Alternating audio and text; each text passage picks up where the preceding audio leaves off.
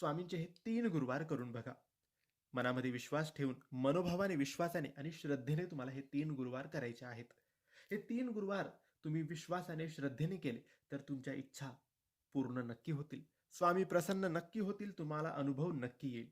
मित्रांनो, फक्त 3 गुरुवार आणि तुमची प्रत्येक इच्छा पूर्ण होणारच.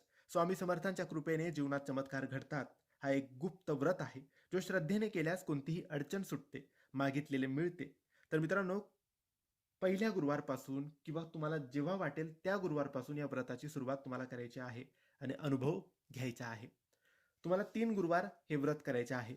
कोणत्याही गुरुवारी काही अडचण, सुतक किंवा काहीही प्रॉब्लेम आली, तर मग तुम्हाला नवीन 3 गुरुवार करावे लागतील. हे लक्षात ठेवा. 3 गुरुवार करताना 3ही गुरुवारी उपवास करायचा, फलाहार तुम्ही करू शकतात आणि संध्याकाळी, रात्री स्वामींना नैवेद्य दाखवून तुम्ही उपवास सोडू शकता. हे झालं उपवास कसा करायचा आणि नियमांचं